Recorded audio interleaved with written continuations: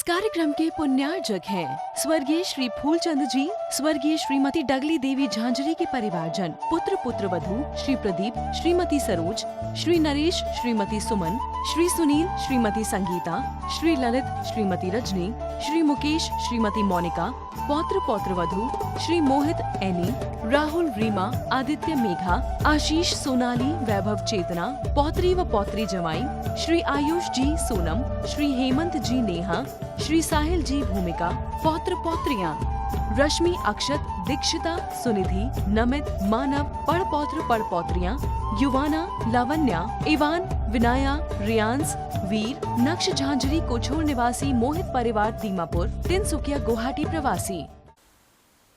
आचार्य अमित गति स्वामी महाराज ग्रंथराज भावना दौतिन शतिका जी में भावों की अपूर्वभूत दशा का वर्णन कर रहे हैं, तो वहीं आचार्य विश्वेश्वर जी महाराज अपनी देशना में शुद्धि का वर्णन करते हुए द्रव्य शुद्धि, क्षेत्र शुद्धि, काल शुद्धि और भाव शुद्धि के बारे में समझा रहे हैं। भोजन बनाने के लिए 4 प्रकार की शुद्धियों की आवश्यकता होती है: द्रव्य, क्षेत्र, काल, भाव।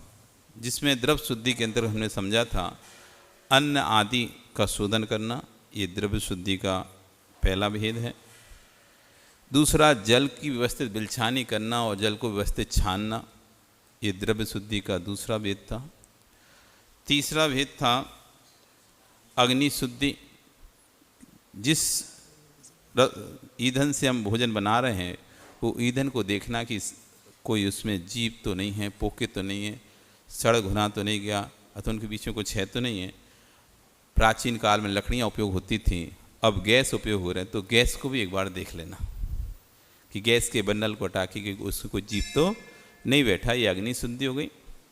और चौथी थी कर्ता शुद्धि।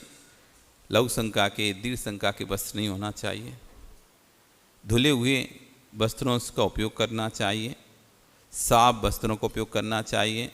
फटे पुराने वस्त्रों का उपयोग नहीं करना चाहिए। चाहे आप पहनने के वस्त्र हों, चाहे साफ करने के वस्त्र हों। आप लोग क्या करते हो, जो कपड़ा आपका यूज होके ख़त्म हो चुका है आप पहनना बंद कर दो, उससे आप पोंछने के काम में ले लेते हो। चाहे वो आपके बेटे के पिता की बनियान हो, चाहे चड्डी हो, उसको क्या करते हैं ललित, पोंछने में काम ले लेते हैं, जबकि बहुत गलत है। बहुत सारे लोग किचन की पट्टी को साफ करने के लिए बनियान का उपयोग करते हैं। जो उसके बेटे के पिता ने पहनी थी उसमें 2-4 छेद हो गया, फट गई, सो उसी को उन्होंने पट्टी का पोंछा बना लिया। नहीं, रसोई घर में वस्त्र साफ होना चाहिए, नया होना चाहिए, उपयोग किया हुआ नहीं होना चाहिए। अलग से आप पोंछे के लिए कपड़ा खरीद लो, एक लट्ठा खरीद लो 2 मीटर का, 5 मीटर का, उसमें से कपड़ा काट काट के रख लो, उनका उपयोग करो। पर जो यूज हो चुके हैं कपड़े, जो लघु शंका, दीर्घ शंका, अनेक प्रकार से खराब हो चुके कपड़े, उन कपड़ों का यूज कभी चौके में मत करना। बहुत सारे लोग तो यहाँ तक देखा जाता है आटा भी उसनते ना तो वो बनियान से ढांक लेते हैं। क्यों? धो ली, अब तो ठीक हो गई होता, वो बनियान से वो आटा का कपड़े को ढांक लेते हैं। ऐसा नहीं, साफ और स्वच्छ कपड़ा उपयोग करना चाहिए। जितना ज़्यादा आप साफ स्वच्छ रहोगे, जितना ज़्यादा आप साफ स्वच्छ वस्तुओं का उपयोग करोगे, उतनी ज़्यादा सकारात्मक ऊर्जा आपके रसोई घर में उत्पन्न होगी। रसोई घर से भी एक एनर्जी निकलती है, रसोई घर से भी एक ताकत निकलती है। वो कब निकलेगी? जब आपका रसोई घर एक तो साफ होगा, जूठे बर्तन नहीं पड़े होंगे। यदि आपके घर में सुबह से लेकर शाम तक जूठे बर्तन पड़े रहते हैं, रात भर जूठे बर्तन पड़े रहते हैं, तो आपके घर में कभी बरकत हो ही नहीं सकती, उन्नति आ ही नहीं सकती, दरिद्रता ही आएगी। इसलिए जैसे ही बर्तन हो, यदि आपकी बाई लगी है तो ठीक है, और नहीं आए बाई तो थोड़ी देर के लिए तुम बाई बन जाया कर। एक बार क्या हुआ, एक दुकान में एक व्यक्ति ने नौकर लगा कर रखा था पानी पिलाने के लिए। गर्मी का समय, प्याऊ खोल के रखी थी, और एक व्यक्ति को उठाल के रखा था, वो सबको पानी पिलाता था। अब वो आधा घंटे के लिए 15 मिनट के लिए कहीं बाहर चला गया, कुछ काम से चला गया, सेठ नहीं भेजा तो काम से चला गया। इतने में एक व्यक्ति अपने बच्चे को लेकर आया और बोलता है सेठ जी पानी पिला दो। तो सेठ जी कह रुको अभी आ रहा है नौकर, 5 मिनट रुको नौकर आ रहा है। वो 5 मिनट बैठा रहा, 5 मिनट फिर बोलता है सेठ जी पानी पिला दो। तो उसे रुको अभी आ रहा है, 5 मिनट और रुको नौकर आ रहा है। ऐसे करके 15 मिनट निकल गए और बच्चा कह रहा है पापा पानी प्यास लग रही, पापा प्यास लग रही, प्यास लग रही है। और सेठ जी एक ही उत्तर दें रुको अभी नौकर आ रहा है। तो उस व्यक्ति ने कहा भैया थोड़ी देर के लिए आप ही नौकर बन जाओ और पानी पिला दो। ऐसी थोड़ी देर के लिए आप अपने घर को यदि आप साफ चाहते हो, आपका घर स्वच्छ चाहते हो, आपके घर में आप चाहते हो सकारात्मक ऊर्जा बनी रहे, रोग शोक कम हो, आपके घर में लड़ाई झगड़े कम हो, तो घर में जूठे बर्तन मत छोड़ो। आधे लोगों के घर में लड़ाई झगड़े का कारण यही है, घर में जूठा बर्तन पड़ा रहता है। सुबह का बर्तन शाम तक पड़ा रहता है और शाम का बर्तन अगले दिन सुबह तक। उससे नकारात्मक एनर्जी जनरेट होती है, नकारात्मक ऊर्जा निकलती है। उससे आपके घर में लड़ाई झगड़ा तनाव टेंशन बीमारी रोग। अरे अपनी बन जाओ। पहले की माँ तो थी करती थी, अब आज से बाई हो गई अभी 5-10 साल में। पहले तो कोई बाइयों का सिस्टम ही नहीं था। 10 साल पहले 15 साल पहले कौन सी बाइयों का सिस्टम था? घर में अपनी बाई थे, आप ही बाई थे, जो था सो आप ही को करना था। झाड़ू पोंछा सो आप करते थे, बर्तन सो आप करते, चाहे बड़ा बड़ा यहाँ तो बुंदेलखंड नहीं है, बुंदेलखंड में चौका लगाते थे। चौका कितने बर्तन होते एक चौका लगाने में, देखा ना आपने? कितने ढेर सारे बर्तन हो जाते हैं। एक सामान भोजन बनाओ उतने बर्तन नहीं होते, लेकिन यदि आपकी साधु का आहार के लिए आप चौका लगाते हो तो और उसमें हार हो जाए तो और ज़्यादा बर्तन, क्योंकि वो साधु आहार करते हैं उस समय बर्तन, फिर पीछे से कोई ब्रह्मचारी वो हार करके जाते हैं, फिर कोई श्रावक हार कर जाता है, फिर घर के लोग हार करते हैं। और एक चीज़ को उठाने में एक चम्मच उठाई, एक सामान दिया, उसको फेंका, दूसरी उठाई, उसको फेंका, तीसरी उठाई, ऐसे करके बहुत सारे बर्तन हो जाते हैं। विवेकहीन लोगों के यहाँ बहुत ज़्यादा बर्तन हो जाते हैं। नहीं तो वही अगर विवेक से युक्त हो, ये चम्मच कोई जूठी नहीं हुई है, आपने एक सामग्री उपयोग किया था, धो के दूसरी सामग्री उपयोग कर सकते थे। आहार देते समय वही चम्मचें, वही प्लेट, वही कटोरी यदि धोकर उपयोग कर सकते हैं तो कोई साधु के जूठा नहीं हुआ है। वो जो चम्मच जूठी हो गई है, अब ये हटाओ दूसरी लाओ। और एक एक आहार में 50-50 चम्मचें खराब करते हैं। आप गिन लेना, कम से कम ललित 50 चम्मच निकलेंगे। और आहार करने में लगती कितनी चम्मच है? एक समय में ज़्यादा से 5 या 7 चम्मच। एक समय में कोई सामग्री, तो कितनी सामग्री आप एक समय में आप दे पाओगे? ज़्यादा ज़्यादा 4-5 सब्जी, 1-2 दाल, ऐसे करके 5 से 6 चम्मच मात्र एक समय में लगती है। एक समय में पूरे आहार तक चाहे व्यक्ति तो 10 चम्मच से आराम से काम चला सकता है, बिल्कुल आराम से। भाई पानी रखें, यूज हो जाए, धो के फिर से दूसरे उपयोग कर सकता है। लेकिन अपन कौन से धोना है, अपन कौन से मांजना है? सो एक हुई वो फेंकी, दूसरी निकालो। तुम यदि 25 चम्मच एक गिलास में रख दो, टेबल पे 30 चम्मच रख दो, संपत तुम 30 चम्मच खाली पाओगे। तुम 10 चम्मच रखो तो 10 चम्मच से काम चल जाएगा, गारंटी से, लिख के रख लो। यदि टेबल पर 10 चम्मच हैं तो 10 चम्मच से पूरा आहार हो जाएगा। और टेबल पर यदि 25, 30, 40 चम्मच हैं तो 40 चम्मच भी कम पड़ेगी, और लेके आओ। पर ऐसा नहीं करना चाहिए, क्योंकि जितने ज़्यादा अधिक बर्तन होते हैं उतना ज़्यादा धुलेगा, उतना ज़्यादा सर्प उपयोग होगा, उतना ज़्यादा पानी उपयोग हो जाएगा, उतना ज़्यादा जीवों की हिंसा होगी। इसलिए कम से कम बर्तनों का उपयोग करना चाहिए। ये अपना स्वविवेक स्वबुद्धि लाना चाहिए। यदि एक वस्तु को 4 बार उपयोग कर सकते हैं तो ये धो के उपयोग कर लो से, क्योंकि ये किसी ने जूठी नहीं करी, कोई मुंह में देके जूठी नहीं की गई है। कटोरी में 30 चम्मच, अब उनका काम हो गया है, इनको धो के फिर से भी हम उपयोग कर सकते हैं। हाँ, लास्ट में तो फिर मच के आप आखिरी में तो रखी होनी है, फिर वो उस समय उपयोग कर सकते हैं। तो पहले क्या था, पूरा चौका लगाते थे, तब भी पूरे बर्तन खुद ही मांजते थे। और आज तो ठीक है जो व्यवस्था है, लेकिन कुल मिला के जूठे बर्तन नहीं रखना चाहिए। उन्हें साफ करके रखो। तो ये इस तरह से द्रव्य शुद्धि की बात कही थी। क्षेत्र शुद्धि की कही, द्रव्य के बाद क्षेत्र शुद्धि आई कि पर्याप्त प्रकाश अपने रसोई घर में होना चाहिए, वायु का आवागमन रसोई घर में अच्छे से होना चाहिए, स्थान शुद्ध होना चाहिए, आवागमन सार्वजनिक स्थान नहीं होना चाहिए, लेटरिन बाथरूम के बगल में स्थान नहीं होना चाहिए। बहुत से लोग कंजेस्टेशन जगह बचाने के चक्कर में सामने लेट बाथ, उसके सामने रसोई घर का दरवाज़ा, आमने सामने, इधर खाओ इधर जाओ, इधर की खुशबू इधर आए और इधर की खुशबू इधर जाए। हाँ, इधर की खुशबू इधर सामने, बिल्कुल देखना, बहुत से घरों मिल जाएंगे।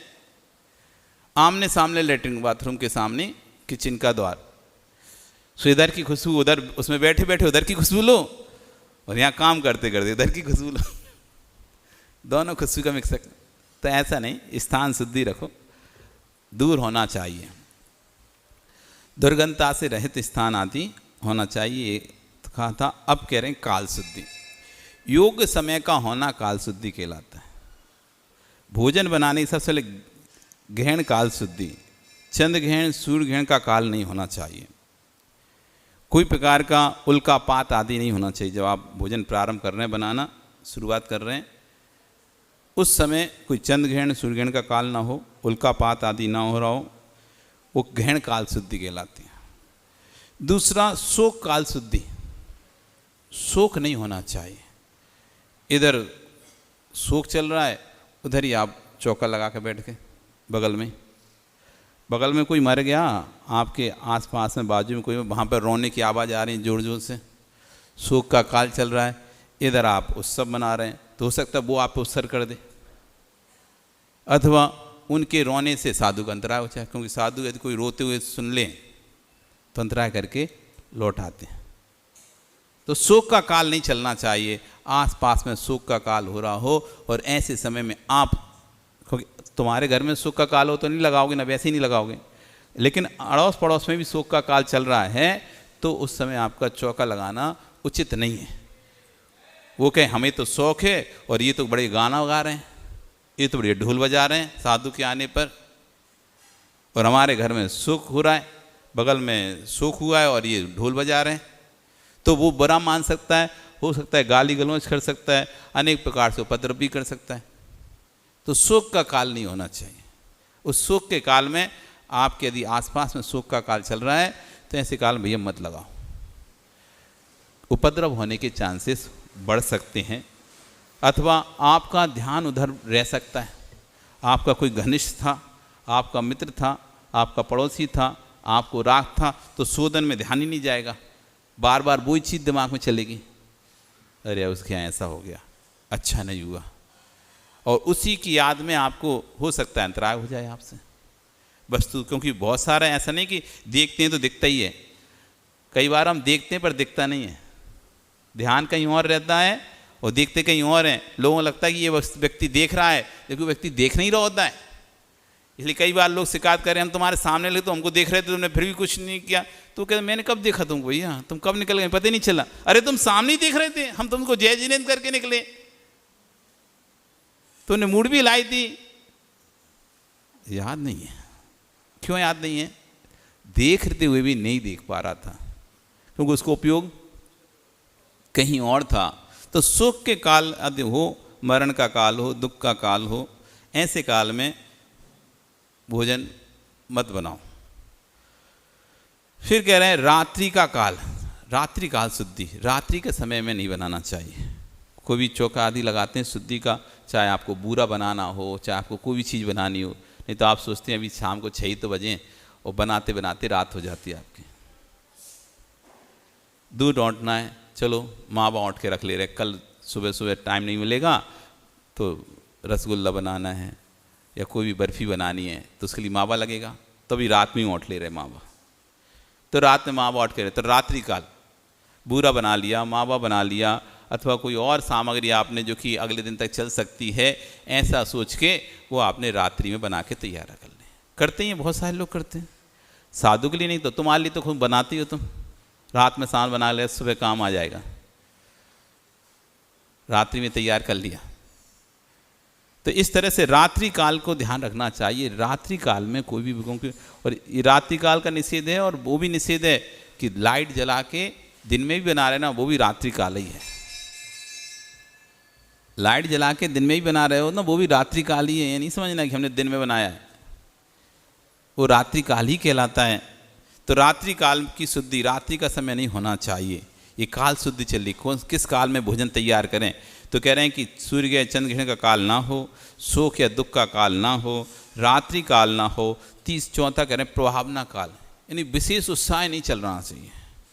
यदि आपके यहाँ कोई विशेष उत्साह हो रहा है, ज़्यादा उत्साह है, आपका ध्यान उधर रहेगा, आहार में ध्यान नहीं लगेगा आपका। इधर पार्टी है, कोई विशेष उत्साह चल रहा है, तो पूरा ध्यान हमारा कहाँ है, अरे हम तो यहाँ फंस गए, हम तो यहाँ चौक में फंस गए थे। सब लोग कितने अच्छे से खूब मौज मस्ती कर रहे हैं, सब बढ़िया उत्साह मना रहे हैं, फ़ोटो खिंचवा रहे हैं, स्टेज पर हैं, और हम यहाँ चौके में फंसे हैं। तो उसका मन ही नहीं लगेगा, उसका मन बार बार कहाँ जाएगा, वो देखो सब फ़ोटो खिंचा रहे हैं, वो उत्साह मना रहे हैं, वो पार्टी कर रहे हैं, ये कर रहे हैं। तो यदि ऐसा उत्साह काल आपके यहाँ हो, तो ऐसे उत्साह काल में ये तुम बाद में लगा लो, बाद में बनाओ, क्योंकि हमारा ध्यान ही नहीं रहेगा, हमारा मन ही नहीं रहेगा, हमारा उपयोग ही नहीं रहेगा। और चौका हमने लगाया है और बिना उपयोग के लगाया है, तो नियम से अंतराय होने के चांसेस बहुत अधिक बढ़ जाते हैं। जो व्यक्ति बिना उपयोग के, बिना मन के चौका लगाता है, उसके अंतराय होने के चांस अधिक रहते हैं। जो भावनाओं के साथ लगाता है अच्छे से, उसके यहाँ फिर भी आहार होने के चांस अधिक रहते हैं। लेकिन जिनकी बिल्कुल भी इच्छा नहीं है, लेकिन अब नंबर आ गया और उसी समय तुम्हारा कार्यक्रम था और अब तुम्हारा नंबर भी है, मना भी नहीं कर सकते, पहले से लिखा के रखा था, तो मन भी नहीं लग रहा, वो कर भी रहे काम, क्योंकि कोई आए नहीं है। उत्साह का काल था, प्रभावना काल था, तुमने लगा दिया, चौका लिखा दिया या लगा लिया, अब कोई काम कराने नहीं आना, सबको तो उधर जाना है जलूस में, सब तो अपने जलूस में जाने की तैयारी कर रहे हैं। अब तुम अकेले लगे हो, हम तो देखो सब, अब कितने मन में विकल्प आते हैं। हम तो सबका चौका लगता था तो हम सबके यहाँ जाते थे, आज हमारा है तो कोई नहीं आ रहा, आज हमने लगाया तो कोई साथ नहीं दिया, कितने विकल्प बनते हैं। कोई काम कराने नहीं आया, कोई आहार देने, कम लोग आए तो क्योंकि सब तो उत्साह के काल में लगे हैं, सबको तो लग रहा है जल्दी से करें और तैयार होकर जाएं। तो ऐसा प्रभावना काल है, ऐसे काल में भी आपको ध्यान रखना चाहिए। ये काल शुद्धियाँ हो गई, कौन कौन सी हो गई? ग्रहण काल, शोक का काल, मरण दुख का काल, रात्रि का काल और प्रभावना का काल। ये 4 काल शुद्धि का ध्यान रखें। फिर आ रहा है भाव शुद्धि, ये सबसे बड़ी शुद्धि है। सब शुद्धियों के ऊपर कोई शुद्धि है, उसका नाम है भाव शुद्धि। परिणामों का निर्मल होना ये कहलाता है भाव शुद्धि। परिणामों का साफ होना, अच्छा होना, तो सबसे पहले वात्सल्य भाव होना चाहिए। पात्र के प्रति और धर्म के प्रति वात्सल्य भाव होना चाहिए, मातृत्व भाव होना चाहिए। कि जैसे अपने बच्चे को भोजन कराते हैं, वैसे साधु को भोजन कराना चाहिए, साधु को ध्यान रखना चाहिए। इस कार्यक्रम के पुण्यार्चक थे स्वर्गीय श्री फूलचंद जी, स्वर्गीय श्रीमती डगली देवी झांझरी के परिवारजन, पुत्र पुत्र वधू श्री प्रदीप, श्रीमती सरोज, श्री नरेश, श्रीमती सुमन, श्री सुनील, श्रीमती संगीता, श्री ललित, श्रीमती रजनी, श्री मुकेश, श्रीमती मोनिका, पौत्र पौत्र वधू श्री मोहित एनी, राहुल रीमा, आदित्य मेघा, आशीष सोनाली, वैभव चेतना, पौत्री व पौत्री जमाई, श्री आयुष जी सोनम, श्री हेमंत जी नेहा, श्री साहिल जी भूमिका, पौत्र पौत्रियां रश्मि, अक्षत, दीक्षिता, सुनिधि, नमित, मानव, पढ़पौत्र पढ़पौत्रियां, युवाना, लावण्या, इवान, विनाया, रियांस, वीर, नक्श झांझरी कोछोर निवासी मोहित परिवार दीमापुर, तिनसुकिया गुवाहाटी प्रवासी।